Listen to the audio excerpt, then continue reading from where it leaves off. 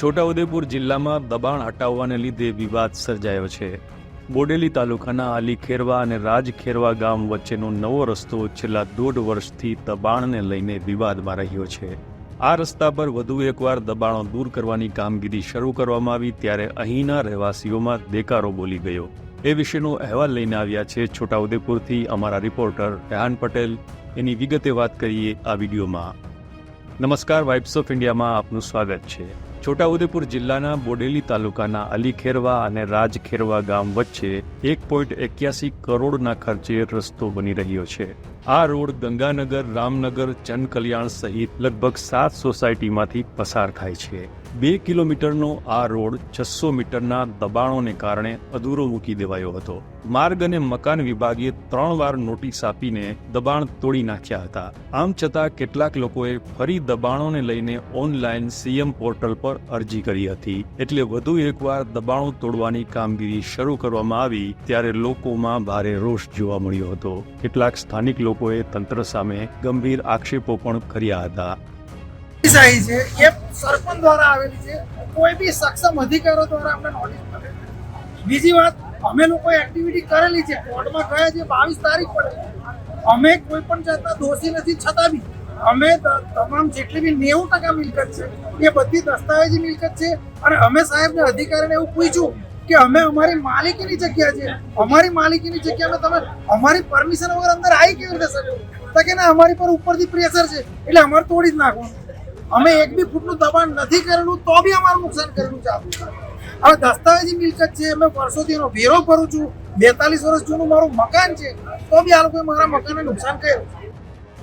બોડેલીના તાલુકા વિકાસ અધિકારી, મામલતદાર, માર્ગ અને મકાન વિભાગના અધિકારી, પોલીસના મોટા કાફલા સાથે દબાણો દૂર કરવા આવ્યા ત્યારે અધિકારીઓ અને લોકો વચ્ચે ગરમાગરમી થઈ ગઈ હતી. એ સમયે એક યુવતીએ પોતાના ઘર આગળ આવીને દબાણ હટાવવાની કામગીરીનો જોરદાર વિરોધ કર્યો હતો. ત્યાં સુધી કે તેણે જેસીબી પોતાની માથે ફેરવી દેવાની વાત કરી ત્યારે અધિકારીઓ પણ ચોંકી ગયા હતા. જોકે મહિલા પોલીસે પરિસ્થિતિની ગંભીરતા જોઈને યુવતીને કાબૂમાં કરી લીધી હતી.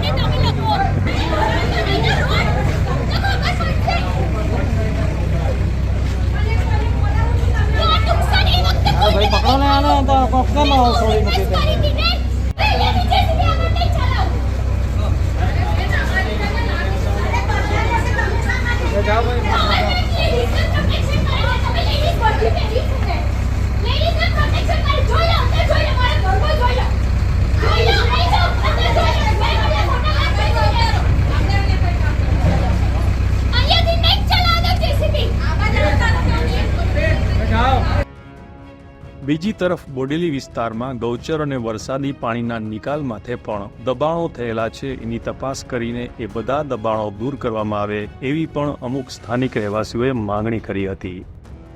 અધિકારી ડીડીઓ સાહેબ, ટીડીઓ સાહેબ ને કલેક્ટર સાહેબને વિનંતી છે કે આ તમામ જગ્યા પર ગુજરાત સરકારના નિયમ પ્રમાણે માપણી કરાઈ અને આ તમામ જગ્યા પરનું દબાણ દૂર કરવામાં આવે, બોડેલીને સ્વચ્છ, સુંદર અને ટ્રાફિક મુક્ત બનાવવામાં આવે અને અમુક જગ્યાએ તો ગૌચરની જગ્યામાં પણ બાંધકામ કરેલા છે અને શોપિંગ સેન્ટર ઉભા કરી દેવામાં આવે. કોતર પર બી વરસાદી પાણીનો નિકાલ બી બોડેલી હલ્દીપુરામાં નથી.